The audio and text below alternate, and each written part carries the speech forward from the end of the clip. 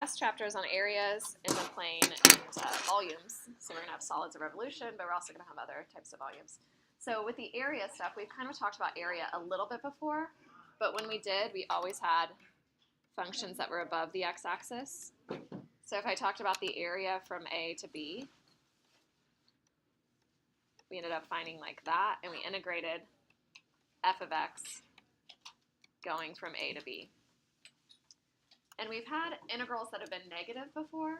So, you know, if I integrated g of x, you guys see how all the heights of these rectangles are negative? So if I integrate just g of x, I'm going to get a negative number out. Okay, so who can tell me how I'm going to get the area trapped between here? It's like directly below it, isn't it? That's what the other class said. They were like, it's right below. So we do f of x minus g of x. Okay, so what that's doing is the negative numbers that we're getting from g of x end up becoming a positive, and then we add them all together. So it's like taking the absolute value of each of them and adding them together. The easiest way to think of this is thinking about a number line. So if I'm going from -3 to 7, do you guys see how the height is 7 and then the height is 3 there? If you add those together, you get 10. So the way that I tend to do it, instead of thinking of it that way, I just do 7 minus a -3, and I end up getting 7 plus 3, which is 10. Okay, that's what we're doing. Do you guys understand that? Okay, so that's going to be the heights of all these rectangles. The height is going to be our f of x minus the g of x. Okay, and then we find the area of all the rectangles, and we add them all together from A to B. Okay? So on number 1, it says find the area of the region bounded by y equals x squared plus 1, bounded below by y equals x, and bounded on the sides by 0 and 1.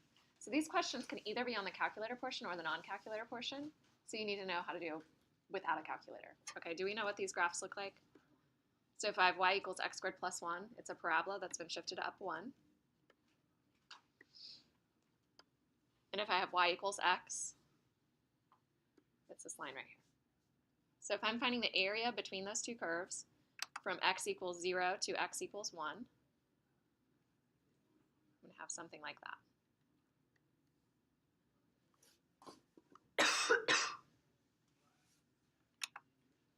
All right, so what I'm going to do is I'm going to integrate, and I'm thinking of all of these different little rectangles, right? Do you guys see how we have a little rectangle? And the top part of the rectangle is our top curve, and the bottom part of the rectangle is the bottom curve.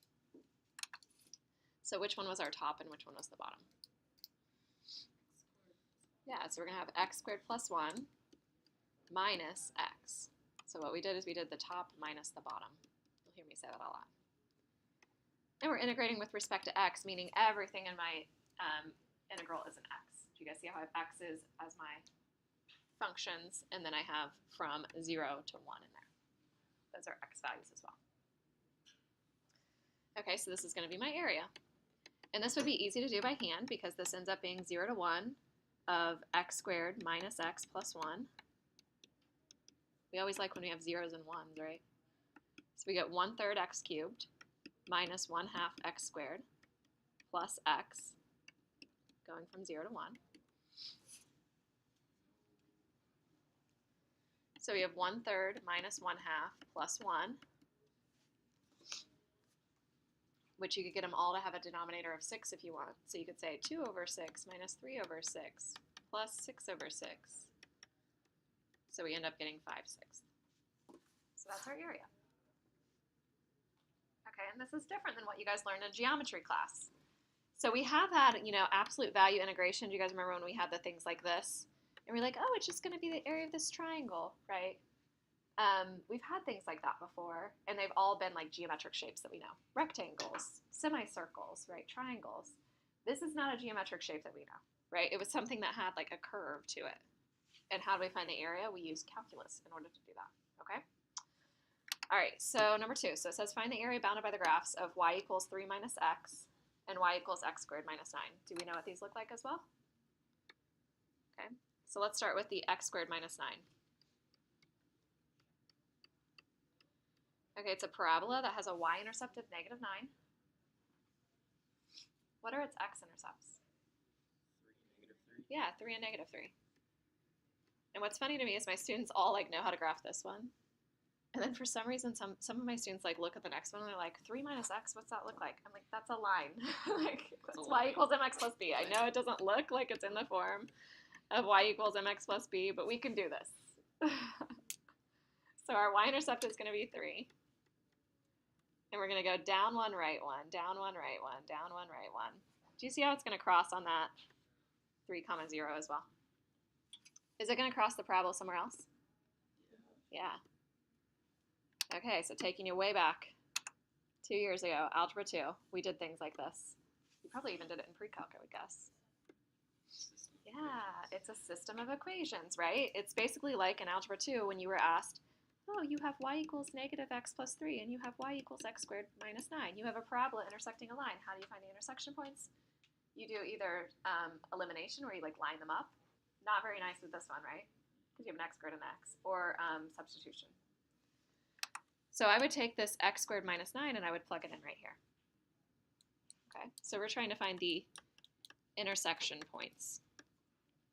So we end up getting x squared minus 9 equals negative x plus 3. So x squared plus x minus 6 equals 0. And then we can factor. So when we factor, we have x minus 2 and x plus 3. So we get intersection points of 2 and negative 3. Okay. Or, hang on. Dang it. I messed something up, didn't I? Yeah, because I realized I shouldn't have a negative 3. Who got me on that? Yeah. Yeah, it is minus 12. Sorry. Because we should have 3 and 4, right? So we're going to have x minus 3 and x plus 4. So I knew I was wrong because I already knew one of the intersection points, right? It should be 3, and I had something wrong there. Awesome. So bonus point for Lydia. All right, so that's 3, 0. And then this point up here is negative 4, something. We don't actually need the y value, but we can find it. Anybody know what the y value is? Think back to Algebra 2. Once you found x, you plugged in. Plug into either equation. Yeah, it's 7. Because you can plug into the negative x plus 3. So negative 4 is 4 plus 3 is 7. Right, we don't actually need that, though. All right, so our area then is going to be going, so we have this whole like shaded area here. We have x value to x values. What two x values do I have? Yep, negative 4 to 3. And then we have the top curve, which is our 3 minus x, minus the bottom curve, which is x squared minus 9.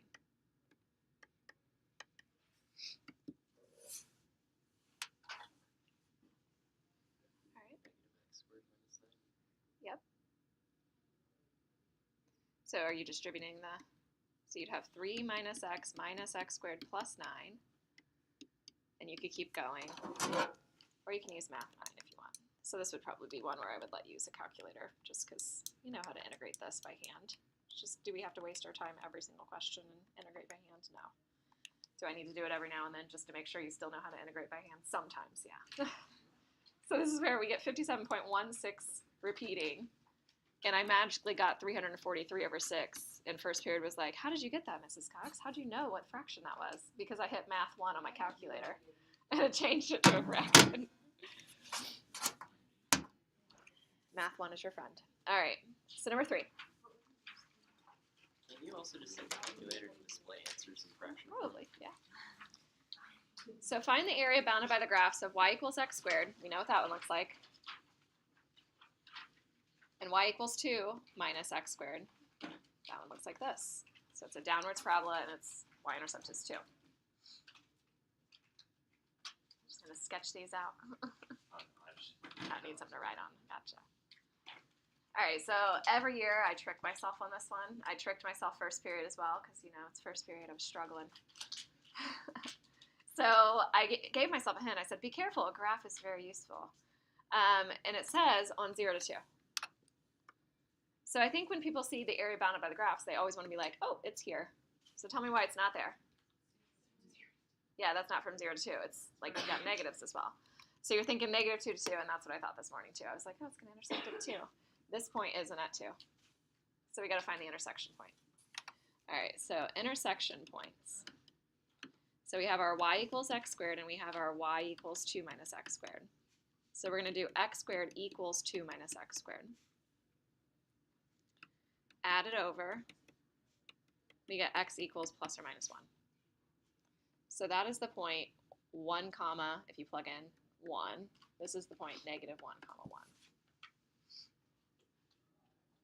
Right? So we went from 0 to 2. So we definitely have the part from 0 to 1. But what's happening? What else do I have? Yeah, it's like this. Kind of makes like a little fish shape if you had the whole head there. We don't have that whole head there. All right, so we have this part too. All right, so we got to find that as well. So this one's a little bit tricky because our top curve, do you guys see that this is the top curve here?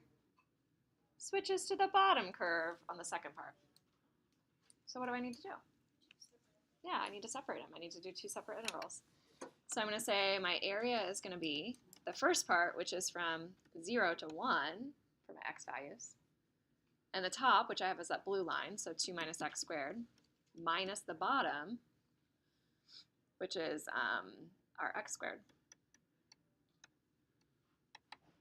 So this was the top, and this was the bottom.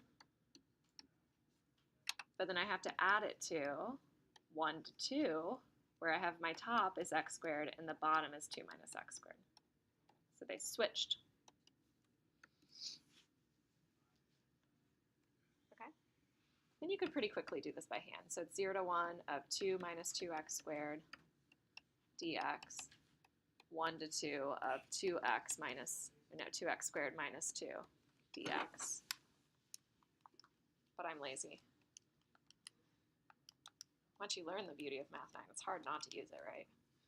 So this one is 4/3. Sometimes I get tricky with my calculator. I'll do second enter and I'll pull it up. And I see that this is the opposite. So you could do like 2 to 1, right? You could switch it. But this one I get 8/3. If you get a negative number out, you did something wrong, right? So my answer is 12/3, which is 4. So the reason I knew that I had made a misstep in first period is that I got a negative as my area. Area is never going to be negative. If you do that top minus bottom correctly, you're always going to get a positive number. Does this make sense? So I realized, oh wait, it switched. Part of it goes below. All right, so number 4. So find the approximate area bounded by these graphs. So everyone needs to have their calculator out because we're going to store values on this one. Okay. So the AP test is really, really big about storing values in the last few years. So I know you guys know what cosine of x looks like, and I know you know what x squared looks like. You're going to get a graph that looks like this. Okay, so let's graph it.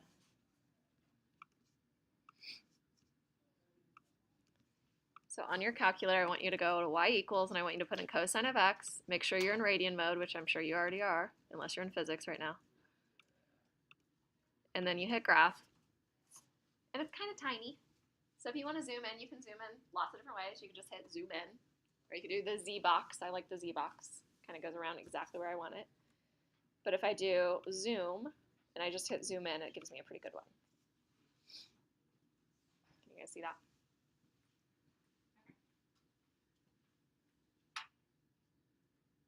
So you guys are all super smart. I know some of you guys are going to be the future engineers of America. And you're going to be building bridges and building roads and so on.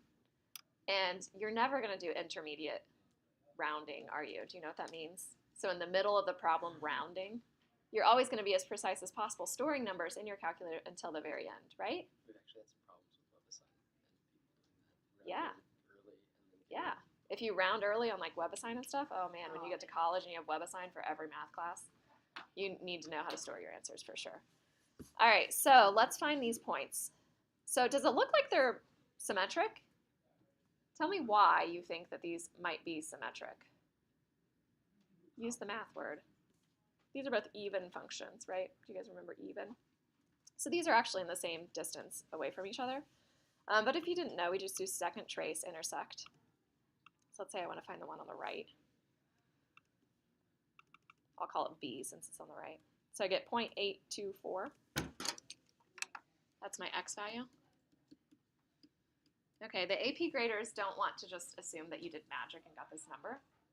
So what the AP graders want to see is they want to see that you set cosine of x equal to x squared. Isn't that the equation that we're solving when we do that? And then below say, oh, that happened at 0.824, and it happened also at negative 0.824. So you can do second trace and get the other one, and it will be that as well. Okay, we're going to store these values. So most math teachers make you use even more decimals. Like you'll see 0.82413.231, right? I'm fine if you do 3 decimals. If you want to write like dot, dot, dot, so you know it goes on forever, that's fine. And then let's write store as B. So I'm going to store that as B. So on your main screen, so do you guys see what I have up there? So I'm going to do second quick, get out of there. If you hit the button X, everybody try it along with me, what do you get? So enter. Yeah, you get the last thing that you found on your graph. Okay, it's not always stored in there as X. So if I go back onto my graph and I find a maximum, a minimum, a 0, an intersection point, it's going to keep replacing X, right? So we don't want to just keep that as X. We want to store it as something else. So I'm going to store it as B. Oops, I did D. Alpha B. So you have that. Hold on, can you show us how to store? So you're going to do STO, S-T-O, and then you're going to hit alpha, which is green or yellow on your calculator. And then do you see all those little letters in green or yellow above? You can store it as whatever letter you want. I would not store it as X or Y. All right, and let's say, eventually we're going to have ones where we want the Y value as well. Okay, and I'll show you the ones that need a Y value. So if I wanted that Y value and I hit alpha Y, that Y value from our intersection point comes up. So you can go back to your graph, whatever that Y value was right there. It's not perfect right now because I took it off. That Y value was exactly the same as this number. So if I ever need that Y value, I can store that as well. Okay? All right, so let's store that, and then I'll store this one as A. Store. Can't talk and write. All right, and I didn't actually store that one. You can. And so this area ends up being from A to B. Do you guys see why I stored them as A and B? Tricky, tricky, Mrs. Cox. All right, and then we're going to have the top curve. So our top curve is the cosine curve minus the bottom curve, which is the x squared curve. Make sense? And so then we go into our calculator. We do math 9. So we have f and n. Some of yours might show up as a nice integration one. Mine's the old school one. So it's cosine of x minus x squared, going from x values of a, which was my negative b, because I didn't store the b, right? Oops. To b. All right, so 1.095. Okay.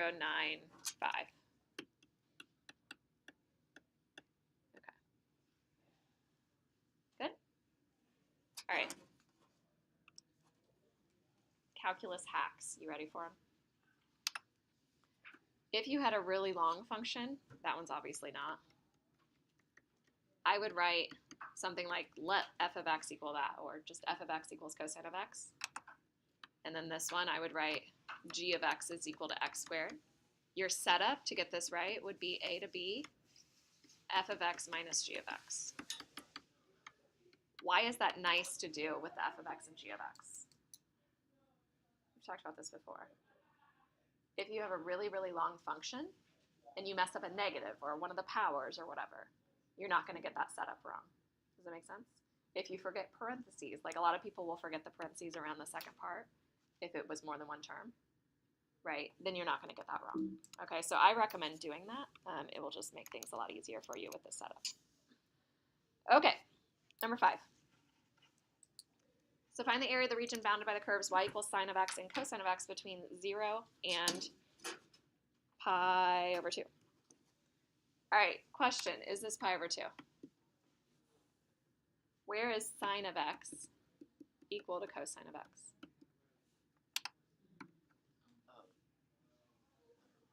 Yeah, pi over 4, it's where our y value and x values are the same on the unit circle, right? So that's happening at pi over 4. Okay. We know that because if you think about what pi is, it's like 3.14 around there. Pi over 2 is going to be 1.57. Do you guys see where 1.57 is? It's right there. Mm-hmm. Yeah, it's where cosine is equal to 0, right? Cosine of pi over 2 is 0. So we're trying to go all the way to this point right here. So what we have is we have a top minus bottom where the red is the top, right, where the cosine of x is the top, and then it flips, right? So then we have the top minus bottom for this one. So we write the equation sine of x equals cosine of x, and we write x equals pi over 4, because that was the way we found our intersection points, right? Or point in this case. And then we say, okay, my area is going to be the first part, which is 0 to pi over 4, and that's the top curve, which is cosine of x, minus the bottom curve, which is sine of x. Would that be pi over 2? 0? Ah, dang it. Oh, No, it's pi over 4. Yeah, okay, because we're switching. All right, and then once we get to pi over 4, our top and bottom switch. So now we have to say, well, now I go from x equals pi over 4 to pi over 2, and now I have the top is sine of x, right? Trying to color coordinate, trying to be fancy, minus cosine of x.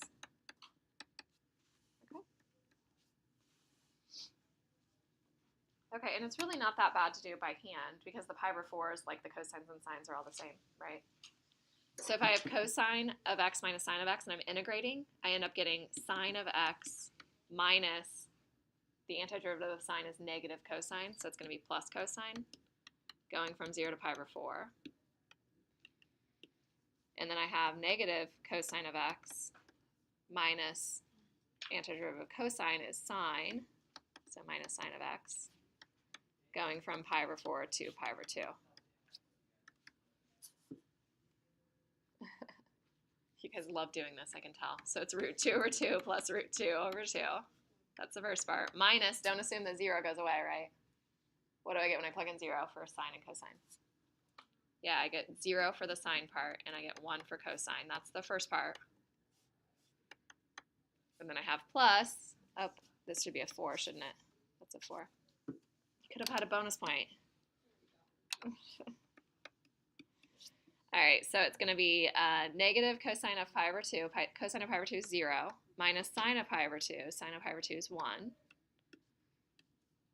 And then minus negative root 2 over 2 minus root 2 over 2.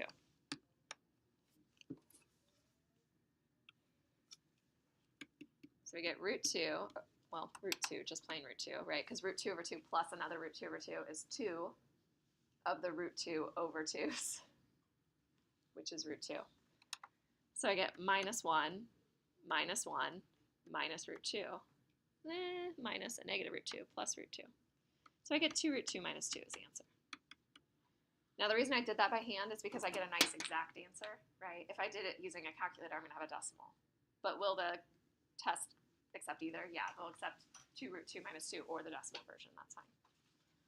Okay, so on your homework, I think I have the first few due by hand. They're not very hard. It's probably not even as hard as that. They're all like easy, like x squared, x. Right, you can do those. All right, so let's talk about integrating with respect to y. We haven't done this. Did you just switch everything?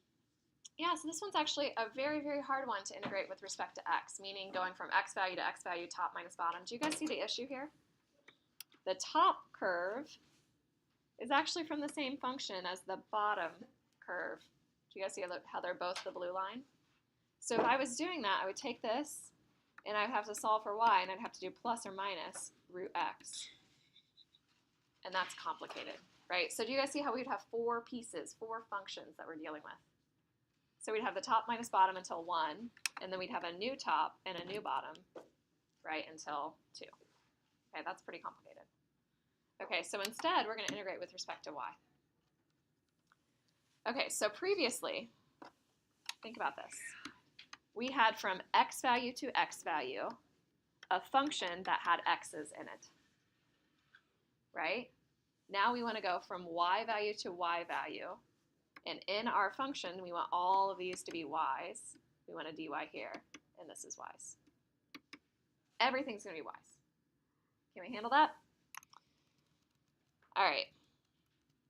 So instead of doing top minus bottom, think about if you had a distance on its side, and I went from, I don't know why I put -2 there, and I had the axis there.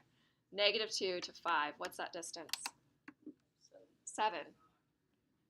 I do the right minus the left, exactly. Do you guys see that? The 5 minus a -2 gives me the 7. That's what we're going to do. All right, Lydia, you comfortable there? Oh, man. All right, so we're going to use this right one, and we're going to use this left one. Can you tell what the right function is? It's the 2 minus y squared. I shouldn't say function. It's really not a function. It doesn't pass the vertical line test. And then this is y squared, right? These are all x equals equations. So they have y's in them.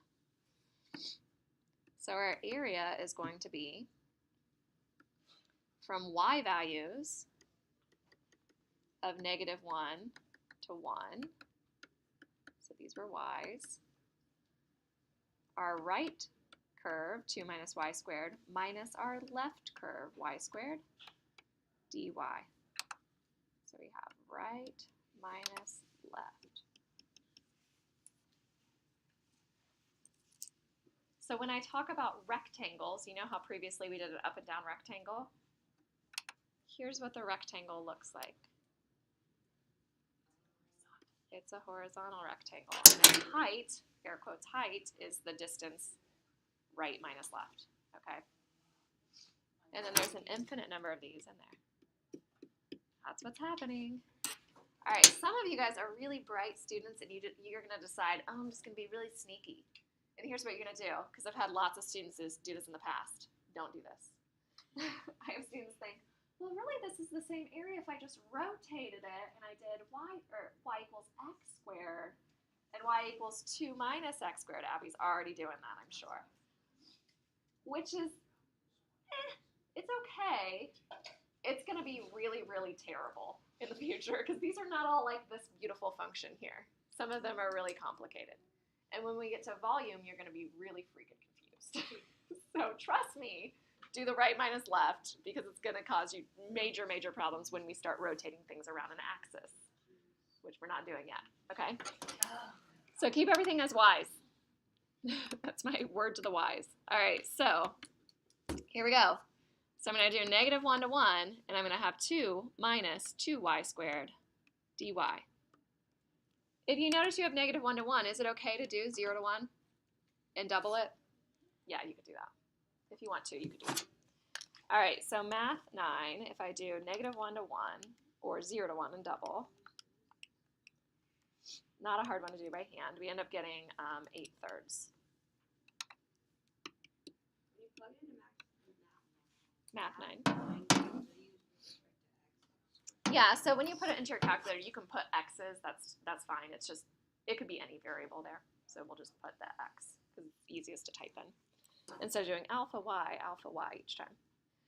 All right, so number 7. So find the area enclosed by the line y equals x minus 1 in the parabola y squared equals 2x plus 6. Yes, I do expect for you to know how to graph this by hand.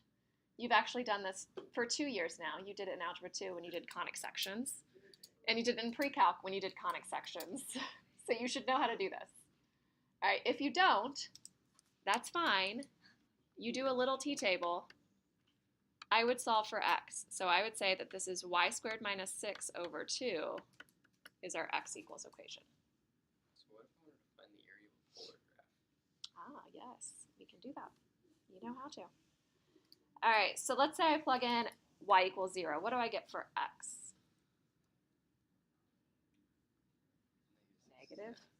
-3, because it's -6 over 2, right?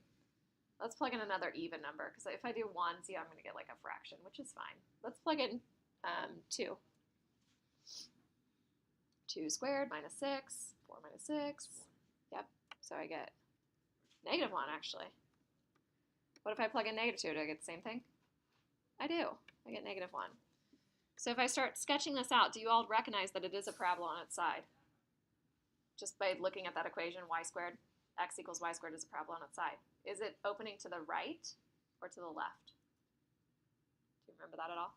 It should be open to the right. It's opening to the right. So I'm going to have negative 3 comma 0. I'm going to have negative 1 comma 2. And I'm going to have negative 1 comma negative 2. So it's a parabola that looks like this.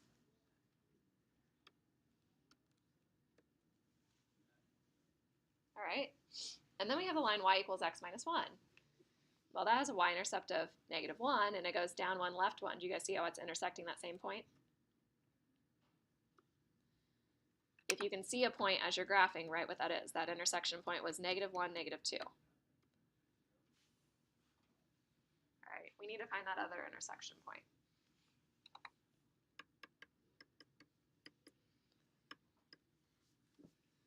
So I have a system of equations.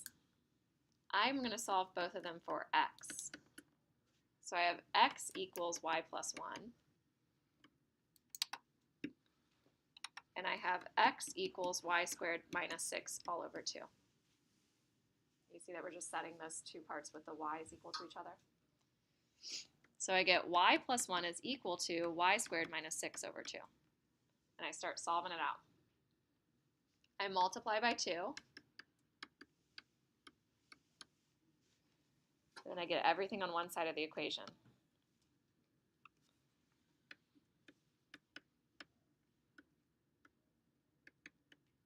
So when you factor, you have y minus 4 and y plus 2.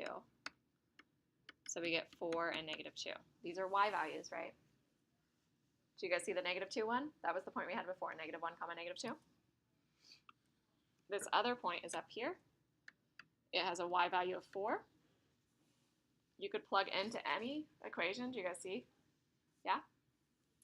Wait, you also forgot like provide intersection points kind of solve for x and then just plug it back You could. into y. Okay. Yeah. So she's saying, can you solve for x and then plug back in for y to find what y is? Yes.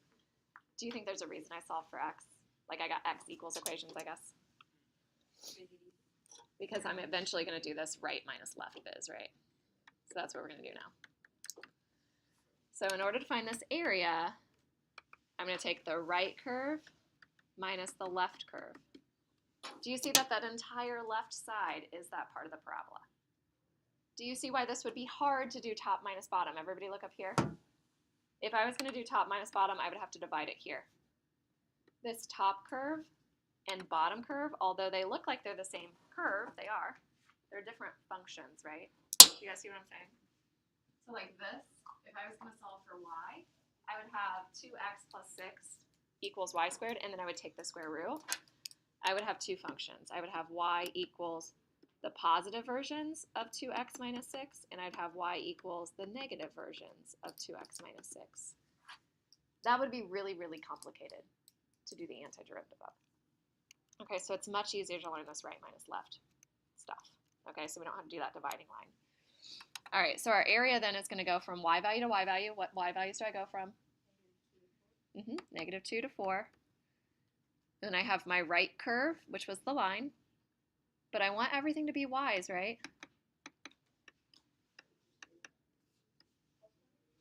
Yeah, so it's y plus 1. And then the left is going to be the y squared minus 6 over 2. That's how I set it up. If you were going to do like f of x, g of x, that kind of stuff, I would call this f of y, right? Or g of y, one of those two things. These are not x values, they're y values, right? So I do my math 9, I do negative 2 to 4. I would put that second part in parentheses to make sure you get it right. And I think you should get just plain, worked out nice, 18. Can you do that along with me? All right, so this last little bit is saying, what if we did need to do it with respect to x? So that was the thing that I was just talking about. So it would be at negative 3 here. We'd be crossing at negative 1. Thanks, Tommy. Oops, sorry, that's okay. And like I said, you'd have this top part, because you had y squared was equal to 2x. 2x plus 6, is that what it was? Yeah, 2x minus 6. What do you have? 2x minus, wait. What was the original? Okay, so it's like that. Yeah, I guess it makes sense because it's -3, right? So the top part would be y equals the positive square root of 2x plus 6, right? Because the y values are positive. And the bottom part would be y equals negative square root of 2x plus 6, because no matter what I'm plugging in for x, I'm getting negative y values out. Do you guys understand what I'm saying? These are the two separate functions. Lydia, are you with me? She's so spacing out. Your feet are up. She's just so comfy in that sweatshirt. All right, so we would have to do, in order to find the area, the integral from -3 to -1 of the top curve, square root of 2x plus 6, minus the bottom curve, so minus a negative square root of 2x plus 6, which will make 2 times the square root of 2x plus 6 if you want, dx, and then our top and bottom switch. Do you guys see what happens for this portion of it? I no longer have that blue part, right?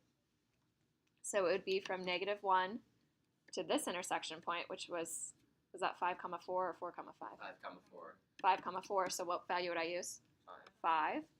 And I'd have the top curve, which is the square root of 2x plus 6, minus the bottom curve, which is x minus 1? Yeah. Dx. Easy. Ugh. Yeah, who wants to integrate that? Look at all those u substitutions you got to do. You'd have to let u equal 2x plus 6. Then you have a square root. Oh, it'd be terrible. All right, so here's my word to the y. So this kind of has this little thing here. So when integrating with respect to x, every single thing is x. Your limits of integration, so the a to the b, those are x values, right? Your everything in the integrand, the part that has the inside the integral sign, has x. Your dx is even a dx, right? But if I'm integrating with respect to y, I have everything in terms of y. So if I have a picture and I have some kind of curve and I have a bottom curve, right, and I'm going from A to B, what's happening is I have an infinite number of these up and down rectangles. The height of those up and down rectangles is the top curve minus the bottom curve, right? Do you see it? Here's what I think of, because it's going to lead to volume. Take your hand, take a vertical hand, and you're going to like karate chop, and you're going, the sound effect helps. And you're going like this, right? That's all of your rectangles, and you're adding all those together, right? Where does your hand go from? It goes from an x value to an x value, right? Does that make sense? But if I have one like this, and I have something on its side, like a parabola and a line, right? Now my rectangles look like this. So now how am I doing my chops? Horizontally, right? You can do your little sound like that. And what do our chops go from? They go from the bottom to the top. So we're doing the y value to y value, right? Does that make sense? All right. Do you see how the height of the rectangle, because it's sideways, the height, air quote height, I mean the height of the rectangle is really like this, but we're thinking of the rectangle as our right minus our left. Everybody understands this. All right, perfect.